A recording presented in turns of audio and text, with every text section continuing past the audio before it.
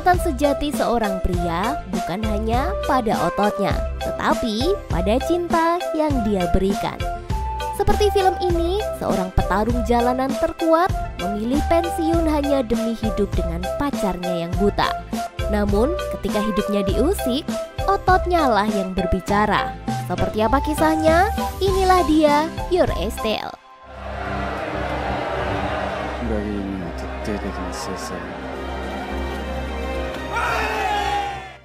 Film ini dimulai dengan melihat keseharian Rui, seorang pria yang bekerja sebagai pengantar gas dan galon dari rumah ke rumah. Rui tidak pernah kehilangan semangatnya untuk menyelesaikan pekerjaannya.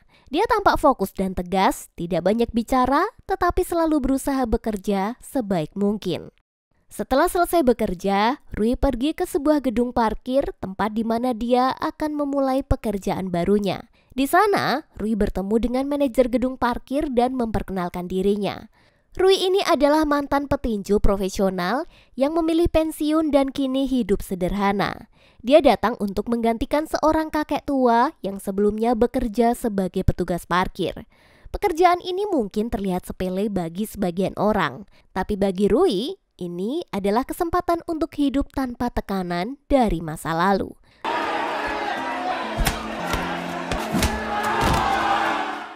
Suatu hari saat Rui sedang berjaga di tempat parkir, seorang gadis cantik bernama Akari tiba-tiba muncul. Akari, seorang tunanetra, sering datang ke gedung parkir ini untuk mendengarkan siaran televisi bersama si kakek tua yang dulu bekerja di sana. Ketika pertama kali bertemu Rui, Akari langsung mengira dia adalah kakek yang biasa menemaninya. Namun dia jadi sedih saat mengetahui bahwa kakek tua itu sudah tidak ada lagi dan kini digantikan oleh Rui.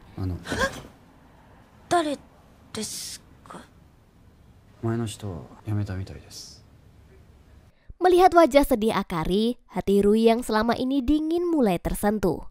Saat hujan mulai turun, Rui mengajak Akari untuk berteduh ke dalam dan menemaninya menonton drama Korea di televisi. Meski Akari tidak bisa melihat dengan jelas, dia menikmati suara dari televisi. Dengan senyumnya, Akari menunjukkan cara menikmati hal-hal sederhana dengan penuh makna. Meskipun dia tidak bisa melihat gambar di layar, dia mampu memahami cerita hanya dari suara-suara yang didengarnya. Keceriaan Akari yang begitu tulus perlahan-lahan mengubah cara pandang Rui terhadap hidup. Di balik sikapnya yang keras, Rui mulai merasakan kehangatan dari keberadaannya. Gadis cantik ini tanpa disadari ternyata membuat Rui jatuh cinta. Bukan hanya secara fisik, tapi juga kecantikan dan ketulusan hatinya. Hujan pun semakin reda, tiba waktunya untuk Akari pulang ke rumah. Namun sebelum berpisah, Akari memberikan sedikit makanannya kepada Rui sebagai tanda terima kasih karena telah ditemani. Dia juga meminta Rui untuk menyiram bunga yang ada di tempatnya bekerja. Karena dulu kakek tua yang pernah bekerja di sana selalu merawat bunga-bunga itu dengan penuh cinta. Hari berganti dan pagi itu kita melihat sisi lain dari kehidupan Akari. Ternyata dia bekerja sebagai call center home credit. Meskipun memiliki keterbatasan dalam melihat, Akari tidak pernah mengeluh atau merasa rendah diri. Dia menjalani pekerjaannya dengan penuh tanggung jawab dan senyumnya yang cantik. Sementara itu, di tempat lain, Rui yang tergerak hatinya karena bertemu dengan Akari memutuskan untuk menghadapi masa lalunya. Dengan berani, dia pergi menemui mantan pelatih tinjunya. Rui menyampaikan permohonan maafnya dengan tulus atas kesalahan-kesalahan yang pernah dia buat.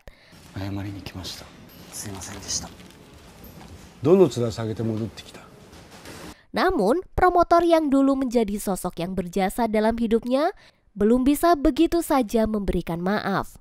Namun, walaupun permintaan maafnya tidak diterima, Rui lega karena dia telah mendapatkan langkah pertama untuk memperbaiki kesalahannya. Singkat cerita, malam harinya Akari kembali mengunjungi tempat Rui bekerja. Kali ini dia memanggil Rui dengan sebutan paman. Dia lalu mencoba menebak usia Rui dengan menyebutnya sekitar 36 tahun. Rui sedikit terkejut dengan tebakan Akari. Di akhir pertemuan itu, Rui mengembalikan kotak makan milik Akari dan memberinya beberapa buah persik yang dia terima dari seorang temannya. Sebelum mereka berpisah, Akari mengulurkan tangannya dan dia ingin berkenalan lebih formal.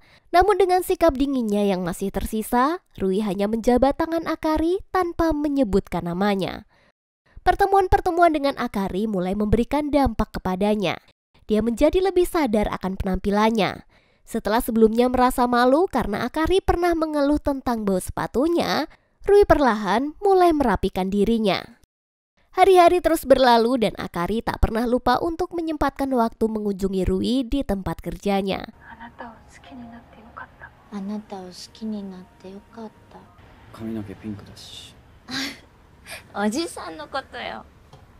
Saat akan menuju ke tempat parkir, Akari hampir tertabrak mobil dan jatuh.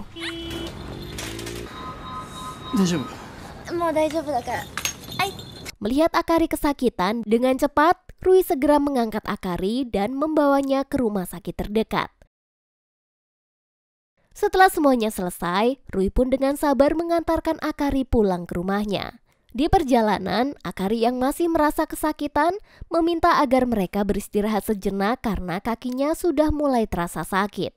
Dan tanpa ragu, Rui malah langsung menggendongnya. Akari terkejut dan tertawa kecil sambil berkata bahwa Rui pasti akan menyesal jika melakukan hal itu.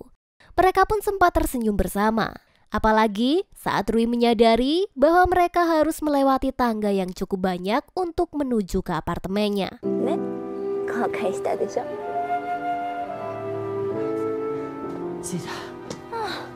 Setibanya di rumah, Akari meminta bantuan lagi kepada Rui untuk memperbaiki saluran air di rumahnya yang mampet. Sebagai bentuk terima kasih, Akari memberikan 2 tiket konser musik kepada Rui. Rui yang belum pernah merasakan cinta tidak peka jika Akari juga menyukainya. Keesokan harinya, Akari tampil berbeda. Dia pergi ke salon dan berdandan dengan cantik. Dan ini membuat penampilannya jauh lebih cantik dari biasanya. Saat bertemu, Rui terkejut dan hanya terdiam dengan kecantikannya. Kencan mereka berjalan dengan lancar, penuh dengan tawa dan juga canda. Namun, suasana menjadi sedikit canggung ketika Akari mulai bertanya banyak hal tentang masa lalunya. Merasa tidak nyaman, Rui dengan nada sedikit kasar mengatakan bahwa Akari terlalu banyak berbicara.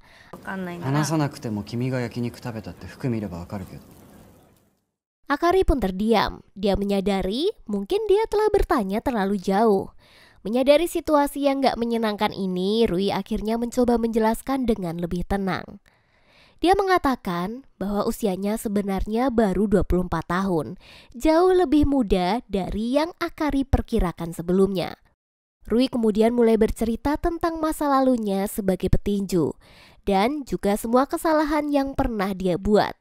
Dia mengakui bahwa selama ini dia berusaha melupakan masa lalunya itu. Itulah alasan mengapa dia tidak suka jika orang selalu mengungkitnya. Akari menyadari kesalahannya dan dengan tulus meminta maaf kepada Rui. Dia mengerti bahwa tanpa sadar telah mengungkit masa lalu yang sebenarnya tak ingin Rui bicarakan. Beberapa hari berlalu, Rui kembali bertemu dengan mantan pelatih tinjunya di sebuah kedai kecil. Di sana, Rui mulai membuka diri dan menceritakan masa lalunya yang kelam. Dia mengaku bahwa setelah pelatihnya membantunya menjadi petinju, Rui diam-diam terlibat dalam dunia tinju jalanan dan mendapatkan uang tambahan. Bahkan demi uang, Rui pernah menjadi tukang pukul bayaran. Akibat melakukan pekerjaan itu, akhirnya membuatnya mendekam di penjara. Pertemuan itu membuka luka lama, tapi juga menjadi awal bagi Rui untuk berdamai dengan dirinya sendiri. Setelah bertemu pelatihnya, Rui memutuskan untuk mengunjungi panti asuhan tempat dia dibesarkan. Di sana, dia bertemu dengan suster yang merawatnya selama masih kecil. Suster itu dengan senyuman yang lembut menasihati Rui untuk berhenti terlalu keras pada dirinya sendiri dan tidak lagi dibebani oleh masa lalu. Rui yang merasa kebingungan bertanya apakah mengubah nama bisa membuatnya merasa seperti orang yang berbeda. Namun sang suster menjelaskan bahwa nama hanyalah bagian kecil dari diri kita. Tapi yang paling penting adalah perbuatan untuk menjadi lebih baik. Sebelum Rui pergi, suster itu memberinya ikat rambut yang dibuat oleh anak-anak panti asuhan. Dengan senyuman penuh arti, suster menyarankan agar Rui memberikan ikat rambut itu kepada seseorang yang spesial di hidupnya.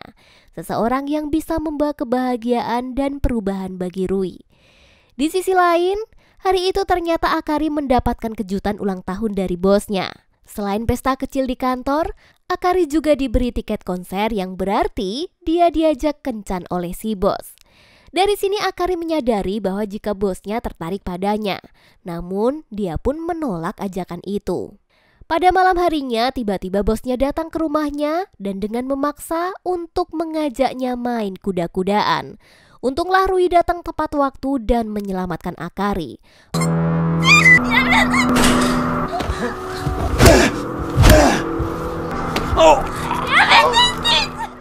Rui pun menghajar bos itu hingga membuat jarinya patah. Di sini Akari khawatir akan kehilangan pekerjaannya. Namun Rui berjanji akan bertanggung jawab atas kehidupannya jika nanti dia dipecat. Namun Akari menolak Rui untuk membantunya karena dia tidak ingin menjadi beban bagi siapapun. Sebelum pergi, Rui meninggalkan ikatan rambut yang diberikan suster kepadanya sebagai tanda bahwa Akari sangat berarti baginya. Keesokan harinya, Akari mengundurkan diri dari pekerjaan dan mengabarkan hal itu kepada Rui. Dia memutuskan untuk percaya pada Rui dan menyerahkan hidupnya kepadanya. Kemudian, di hari itu Rui akhirnya mengajak Akari ke pantai, di mana tempat itu adalah terakhir kalinya dia bertemu sang ibu. Saat itu sang ibu berniat bunuh diri bersamanya. Namun saat itu Rui selamat dan tetap hidup sampai sekarang. Mendengar cerita itu, Akari dengan lembut mengambil sebuah batu bulat dari tepi pantai dan memberikannya kepada Rui. Dia berkata, luka akan sembuh seiring berjalannya waktu. Setiap rasa sakit yang dirasakan akan memberikan makna dan pelajaran dalam hidupmu. Dia meminta Rui untuk menyimpan batu itu sebagai jimat dan simbol hubungan mereka. Dan sebagai pengingat bahwa masa lalu, seberat apapun, bisa sembuh dan membawa kebahagiaan di masa depan. Setelah mendapatkan semangat dan tujuan hidup baru, yakni menghidupi Akari yang telah mempercayainya sepenuh hati, Rui merasa bahwa cara terbaik untuk membuktikannya adalah kembali ke dunia tinju secara profesional. Mereka pun mulai menjalani hidup bersama dengan penuh kebahagiaan. Rui bahkan membeli seekor anjing untuk menemani Akari ketika dia sibuk berlatih. Anjing itu diberi nama Suku dan dengan cepat menjadi teman setia bagi Akari. Seiring berjalannya waktu, cinta mereka semakin tumbuh. Rui menerima Akari dengan segala kelebihannya dan begitu pula sebaliknya. Hari demi hari berlalu, di mana Rui terus berjuang di dunia tinju, sementara Akari setia mendukungnya dari balik layar.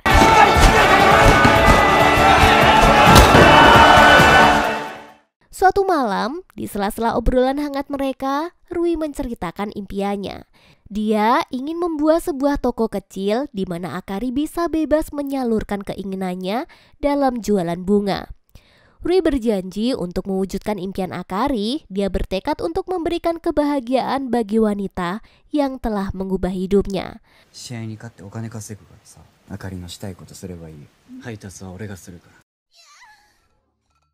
Namun, kebahagiaan mereka terganggu saat Rui bertemu kembali dengan Kyosuke, seorang teman lamanya dari tinju bawah. Kyosuke mencoba menarik Rui kembali ke dunia bawah, mengajaknya kembali terlibat dalam pekerjaan yang buruk. Tapi kali ini Rui menolaknya dan dia memilih untuk meninggalkan kehidupan itu serta tidak ada niat untuk kembali. Keesokan harinya, Akari mengajak Rui mengunjungi makam orang tuanya. Di sana Akari menceritakan kisah tragis yang membuatnya kehilangan penglihatan sekaligus kedua orang tuanya. Akari menceritakan bahwa pada hari kecelakaan itu, dia sempat melihat seorang pria melompat dari gedung dengan tubuh yang terbakar api. Dan itu membuat kendaraannya menjadi kecelakaan, orang tuanya meninggal dan matanya dinyatakan buta. Ternyata Pria yang terbakar itu adalah korban dari Rui di masa lalunya saat dia masih terlibat dalam dunia kriminal. Setelah mengetahui bahwa dirinya adalah penyebab kecelakaan yang membuat Akari buta, Rui merasa sangat bersalah. Semua kenangan buruk dari masa lalunya kembali menghantui. Dia mulai meragukan dirinya sendiri dan berpikir bahwa dia tidak layak untuk membangun kebahagiaan bersama Akari. Sebelum selesai dengan pergolakan batinnya, Kyosuke kembali muncul dan memaksanya untuk bertarung lagi. Kali ini, Kyosuke menawarkan jumlah uang yang sangat besar. Namun, Rui tetap menolak. Dia tak ingin mengulangi kesalahan masa lalunya atau kembali terlibat dalam dunia kelam yang sudah dia tinggalkan. Di tengah rasa bersalahnya itu, Rui dikejutkan oleh kabar bahwa Akari jatuh sakit dan harus segera dilarikan ke rumah sakit. Ketika tiba di rumah sakit, dokter menjelaskan bahwa kondisi tulang rusuk Akari akan pulih dengan waktu. Namun, ada kabar buruk. Kondisi matanya semakin memburuk dan jika tidak segera dioperasi, Akari bisa kehilangan penglihatannya selama-lamanya. Rui merasa bingung mengapa Akari tidak pernah memberitahunya tentang kemungkinan operasi itu. Akari akhirnya menjelaskan bahwa meskipun penglihatannya bisa kembali, orang tuanya tetap sudah tiada. Dia merasa bersalah atas kecelakaan itu. Dan hidup sebagai tunanetra membuatnya merasa lebih ringan karena tak lagi perlu melihat dunia yang penuh luka. Namun Rui ingin Akari menjalani operasi agar Akari bisa melihat kebahagiaan lagi, terutama saat mereka memiliki anak suatu hari nanti. Baginya, masa depan mereka tidak akan lengkap tanpa Akari yang bisa melihat dan menikmati setiap momen kebahagiaan. Demi membiayai operasi Akari, Rui akhirnya membuat keputusan yang berat. Dia memutuskan untuk kembali ke dunia bawah. Namun, untuk melindungi Akari, Rui harus menghapus identitasnya dan bahkan memutuskan hubungan dengan kekasihnya. Dia tahu ini adalah keputusan yang menyakitkan, tapi baginya, itu adalah satu-satunya cara untuk menebus dosa masa lalu dan memberikan Akari kesempatan untuk hidup lebih baik. Hari pertandingan pun tiba, Rui merasa gugup, tapi dia tetap fokus dan bertekad untuk menang. Dan saat pertandingan dimulai, dia dikejutkan bahwa lawannya telah diganti. Lawan kali ini jauh lebih besar dan juga kuat. Jelas bukan pertandingan yang adil. Namun dia sadar jika semua ini adalah rencana licik Kyosuke yang ingin melihat Rui kalah dan menghancurkannya. Meskipun merasa terpojok dan hampir kehabisan tenaga, Rui menggali kekuatan terakhirnya dan dengan berjuang keras, dia akhirnya berhasil memenangkan pertarungan.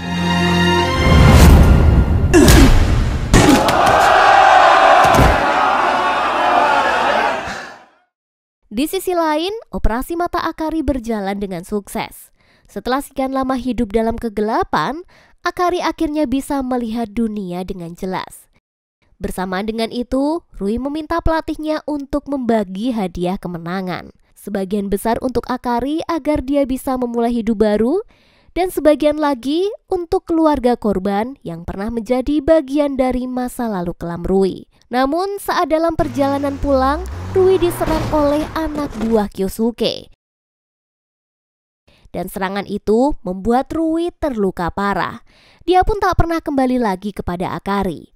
Di sisi lain, kehilangan Rui membuatnya sangatlah sedih. Dia terus menangis akan kepergian Rui, tanpa tahu di mana keberadaannya atau apakah dia masih hidup ataukah sudah meninggoy. Suatu ketika, Akari bertemu dengan suster di gereja. Dari pertemuan itu, Akari akhirnya mengetahui bahwa Rui memiliki keterkaitan dengan kecelakaan yang merenggut penglihatannya di masa lalu. Perasaan campur aduk pun membanjiri Akari. Dengan sisa ingatannya, Akari mencoba membuat patung wajah Rui sebagai cara untuk mengingat sosok yang telah mencintai dan membantunya dengan begitu tulus. Dia menyadari bahwa dia sebenarnya tidak pernah benar-benar tahu seperti apa wajah orang yang telah begitu berarti dalam hidupnya. 2 tahun berlalu, meskipun luka di hatinya belum sepenuhnya sembuh, Akari berusaha untuk melanjutkan hidup. Dia lalu membuka toko kecil yang menjual keramik buatannya sendiri. Suatu hari, saat menjadi relawan pijat di rumah sakit, Akari bertemu dengan seorang pasien. Tanpa dia sadari, Pasien itu ternyata adalah Rui, kekasih yang selama ini sangat dia rindukan. Namun Rui telah mengubah identitasnya dan tidak ingin dikenali. Hati Rui hancur saat melihat Akari dari dekat. Namun dia merasa tidak bisa mengungkapkan dirinya. Beberapa tahun terus berlalu, Rui yang kini berjalan tertatih akibat cedera yang dia derita, sering melewati toko Akari. Suatu hari, saat berjalan di toko itu, dia melihat Akari dan anjing mereka, Suku, yang kini sudah tumbuh besar. Anjing itu lalu keluar dari toko. Rui hanya bisa melihat dari kejauhan. Setelah Akari pergi, Rui masuk ke dalam toko itu. Di sana, dia melihat kotak musik yang pernah menjadi kenangan indah di masa lalunya. Kenangan itu begitu kuat sehingga tanpa sadar, air matanya pun jatuh. Setelah membeli salah satu barang di toko itu, Rui pergi dengan hati yang berat. Namun, Suku yang mengenali tuannya diam-diam mengikuti Rui dari belakang. Akari yang menyadari hal itu menjadi penasaran dan memutuskan mengikuti Suku.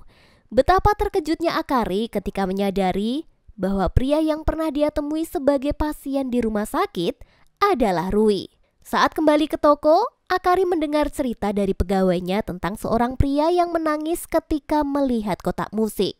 Akari kemudian bertanya, apakah pria itu menggunakan tongkat? Pegawainya pun mengangguk.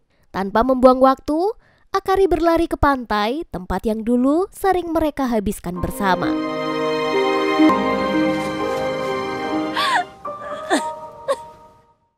Di sana dia menemukan Rui sedang duduk sendirian di tepi pantai. Tampak begitu putus asa dan juga hilang arah. Tanpa ragu, Akari berlari ke arahnya dan memeluknya erat. Dia berkata, bukan di sini tempatmu Rui, tempatmu adalah bersamaku.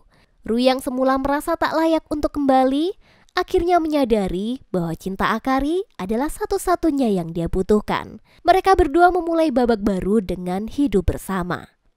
Karena seberapa jauh cinta akan pergi, dia akan selalu kembali kepada tempatnya. Dan film pun tamat.